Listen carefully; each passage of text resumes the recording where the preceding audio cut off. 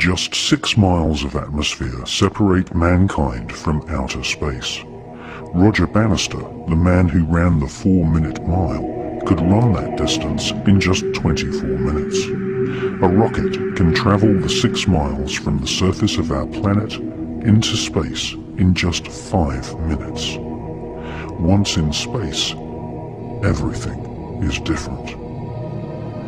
With no atmosphere, the human eye can see for literally hundreds of millions of miles. Space is not an empty vacuum. 99% of all matter exists in space. It's invisible and is called dark matter. The space around planet Earth is full of invisible radio waves. The signals from our television, radio and telephone networks travel very fast in space. Every month, planet Earth sends out 1 trillion individual radio broadcasts, which reach the planet Saturn within 11 days of leaving the surface of planet Earth. For the last 30 years, mankind has been sending small probes into space. The oldest of these probes, Voyager 1, Voyager 2 and the Pioneer probes, were launched 30 years ago and have now left the solar system.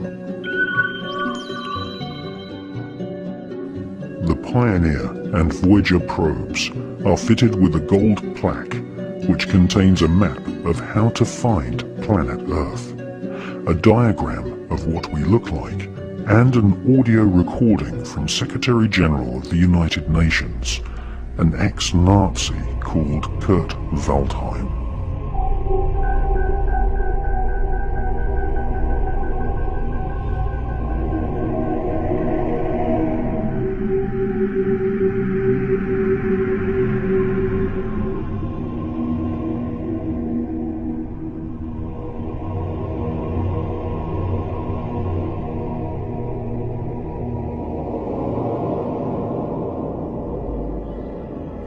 This film is about the scientists and government agencies who have, throughout the ages, kept a very big secret from mankind. For the first time on film, we expose the cosmic conspiracy against mankind, the conspiracy of silence led by NASA, which keeps us all living in ignorance of the greatest revelation in human history, that we, mankind, are not alone in the universe, that within our own galaxy, thousands of life forms exist, which, like us, have the ability to build and fly craft which can travel from one planet to the other. This is the untold story of archaeologists, astronomers, astronauts, and scientists who have been airbrushed out of history because they told the truth. The truth is that planet Earth has been invaded by aliens many times in the past. Rock art preserved from thousands of years ago clearly show aliens interacting with humans and animals.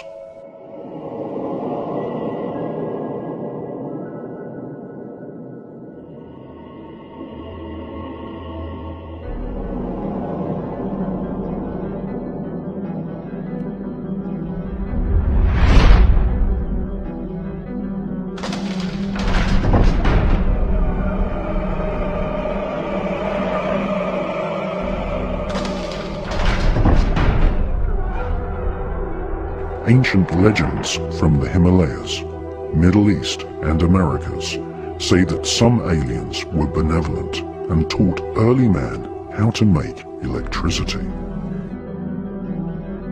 Some aliens were neutral and just observed us.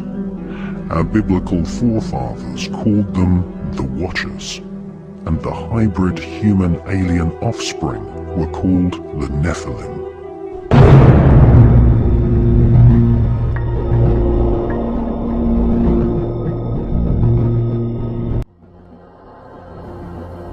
The evil spirits when they come to live on Earth. Evil spirits shall exude from their flesh, because they were created from a mixture of mankind and the Watchers who fly above.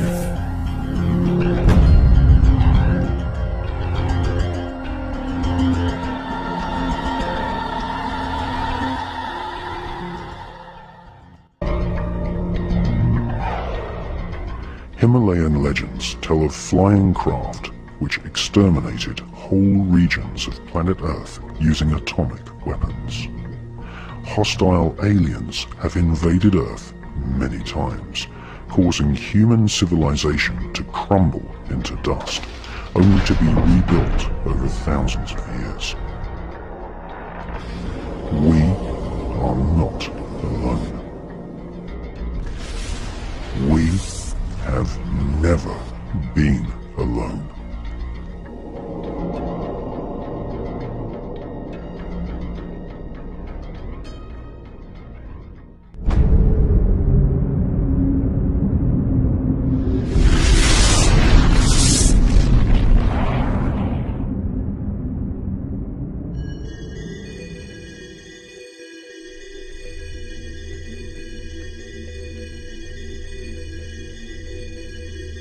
Having been accused of planning the 9/11 terror attacks as an inside job, and having been exposed as a long-time member of the Skull and Bones secret society with macabre rituals, George W. Bush's popularity fell to an all-time low prior to the 2004 presidential election. Bush staged a grand photo opportunity at NASA, using the American space program as a grand charade, making a speech from NASA headquarters about the future exploration of space. But the speech by George W. Bush is not about the exploration of space. It is more about the exploitation of space.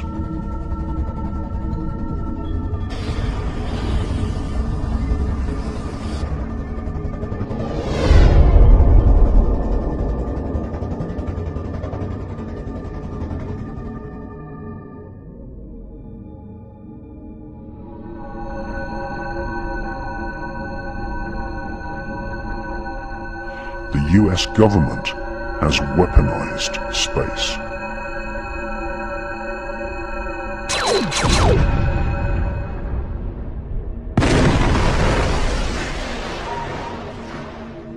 In December 2006, Nexus magazine republished news reports which claimed that communist Chinese satellites had fired laser beams at satellites owned by the American government.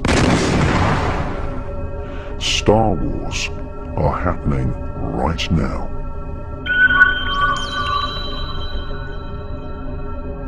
There are thousands of satellites in orbit. Many contain small nuclear reactors. When one of these nuclear-powered satellites falls back to Earth, it is like a silent H-bomb, depositing radioactive dust into the atmosphere.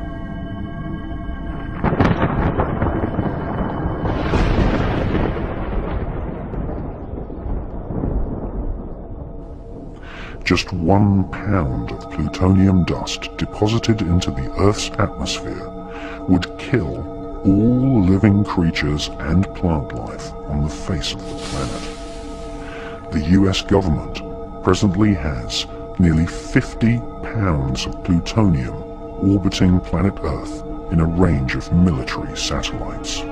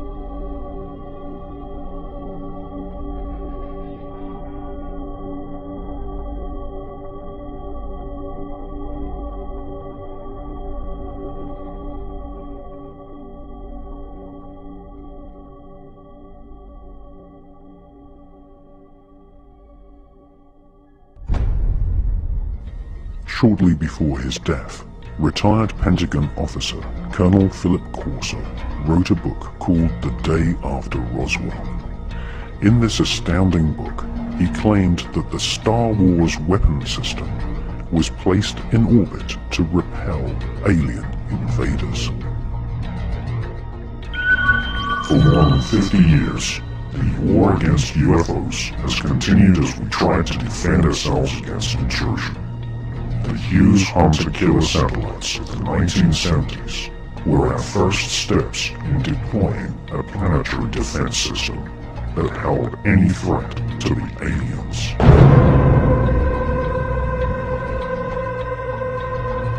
The US military has better, more accurate, and more powerful weapons for killing UFOs than were deployed in the movie Independence Day.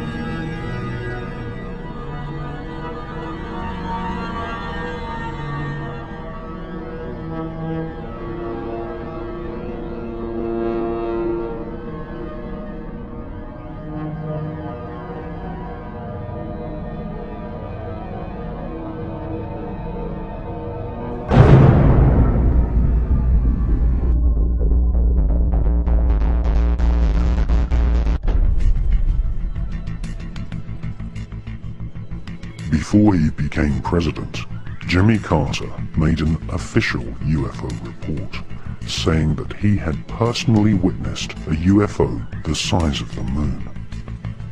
During the Carter presidency, the CIA and FBI came under pressure from UFO investigators and the Carter administration to reveal what they knew about the UFO phenomenon. At first, the CIA denied ever having kept documents about UFOs. But during the Carter administration, Freedom of Information Act requests from UFO research groups forced the CIA to publish an embarrassing list of documents. Thousands of pages of investigations into the UFO phenomenon were finally made available to the public. At the same time, the FBI were forced to admit that not only had they kept UFO reports on file, but they had actively tapped the phones and secretly searched the homes of people who claimed they had been abducted by aliens.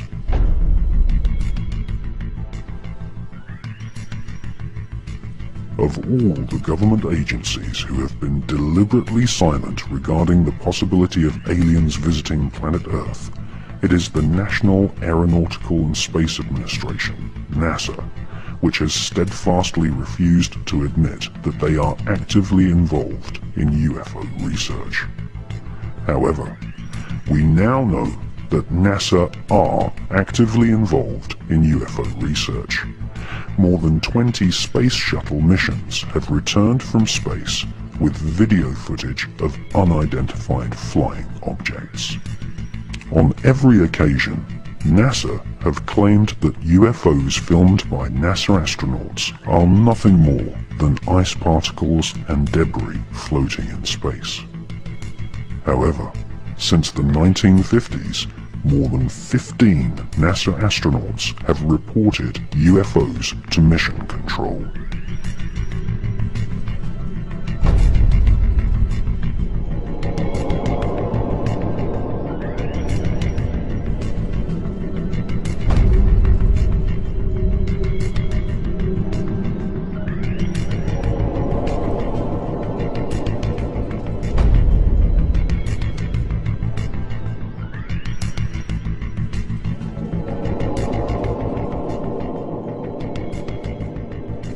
We have an unidentified flying object.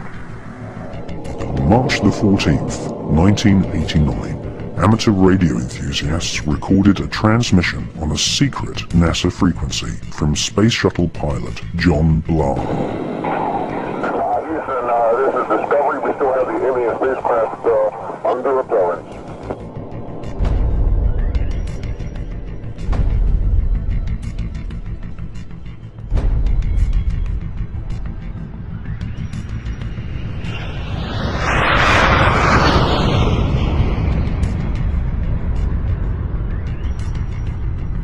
NASA have been caught red-handed on many occasions.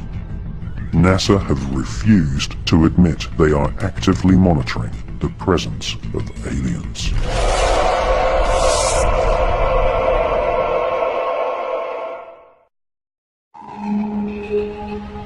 Now, for the first time on film, we reveal documents from NASA archives which plainly show that NASA is most certainly involved in UFO and alien research. We prove, using actual NASA documents, that not only do NASA scientists believe that aliens are visiting planet Earth, but that NASA have funded studies to research UFOs on the Moon.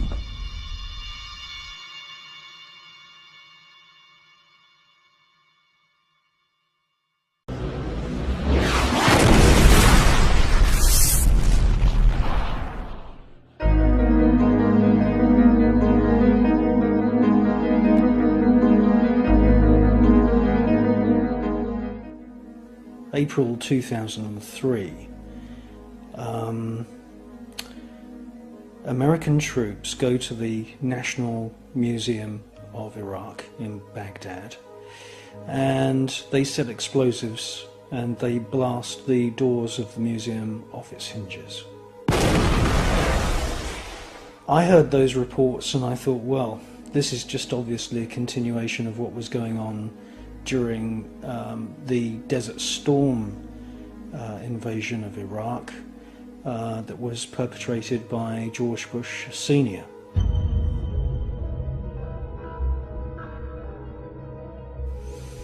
And now we know that there's George Bush Jr. blowing the doors off of the National Museum, so what's taken? Well, surprise, surprise. Thousands of objects are taken, and they mostly come from the Assyrian, Babylonian and Sumerian kingdoms of ancient Iraq.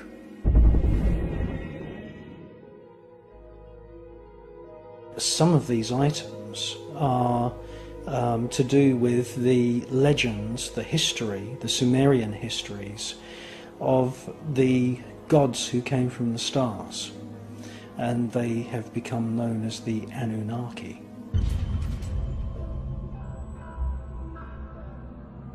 $2 billion a week is being spent by the American military forces, by George Bush Jr. And it's not just museums that are being looted. Archaeological sites have been bulldozed by American military forces.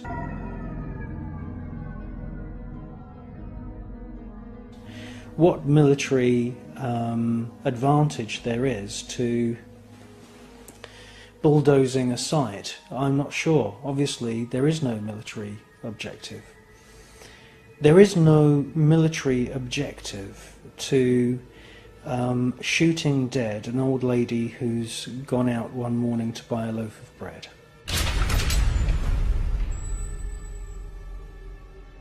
There's no military objective whatsoever in opening fire on a market full of people selling goats.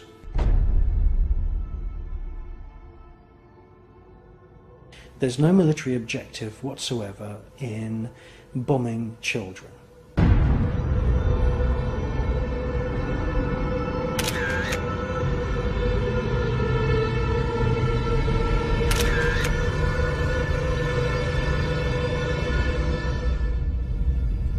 Now, I wanted to make this film 8 years ago, And I've got lots of friends who write books about UFOs and extraterrestrials. When I told them, you know, my idea for this film, the full idea, lots of them said, for God's sake, don't make that film, because, you know, you're mixing up, you know, the war in Iraq with extraterrestrials, and, you know, people aren't going to see the connection. It's going to be a very, very difficult film. So Secret Space Volume 1, which is what I made in 2005, should have been Volume 2, and this film should have been Volume 1. But basically my conviction of 8 years ago has become stronger and stronger as I've seen events unfold in Iraq.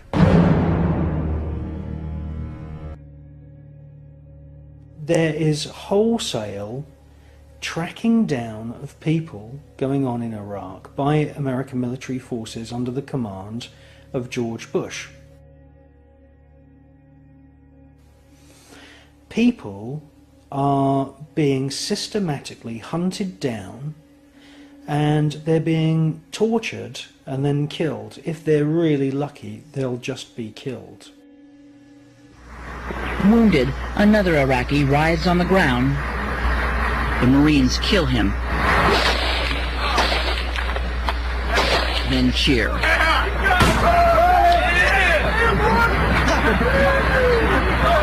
man, these guys are dead now, you know. But it was a good feeling. And afterwards, you're like, hell yeah, that was awesome. Let's do it again.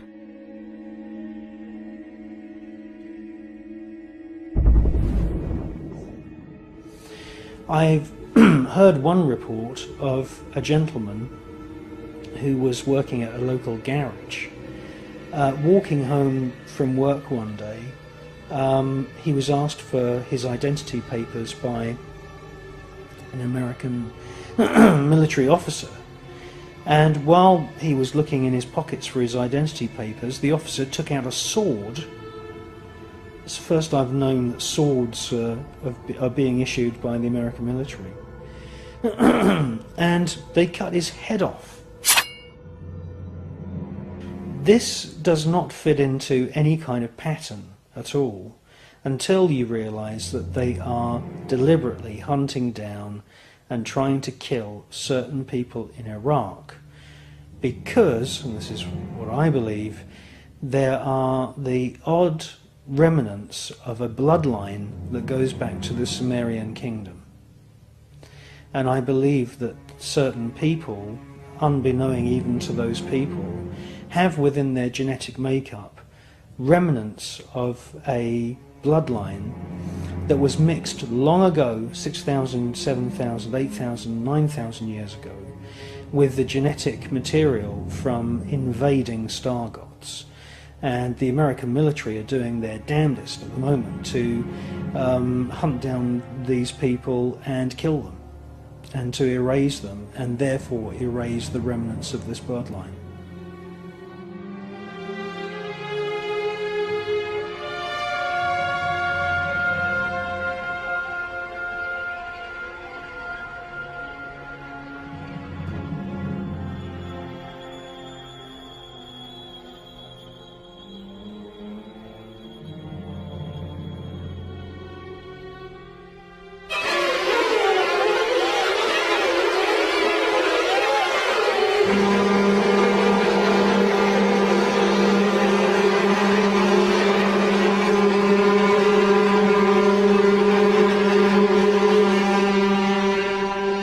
all living in ignorance of the greatest revelation in human history, that we, mankind, are not alone in the universe, that within our own galaxy, thousands of life forms exist, which, like us, have the ability to build and fly craft which can travel from one planet to the other. This is the untold story of archaeologists, astronomers, astronauts, and scientists who have been airbrushed out of history because they told the truth. The truth is that planet Earth has been invaded by aliens many times, With no atmosphere, the human eye can see for literally hundreds of millions of miles. Space is not an empty vacuum. 99% of all matter exists in space. It's invisible and is called dark matter. The space around planet Earth is full of invisible radio waves. The signals from our television, radio and telephone networks travel very fast in space. Every month, planet Earth sends out 1 trillion individual radio broadcasts, which reach the planet Saturn within 11...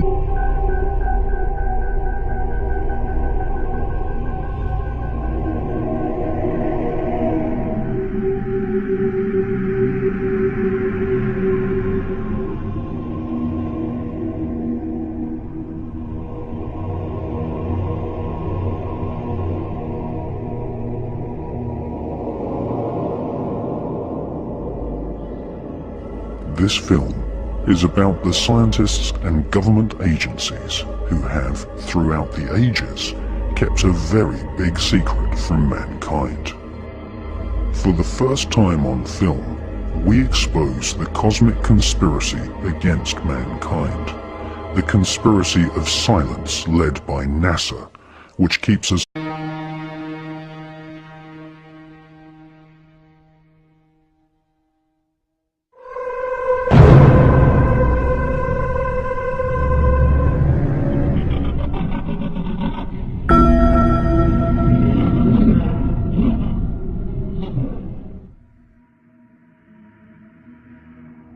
Just 6 miles of atmosphere separate mankind from outer space.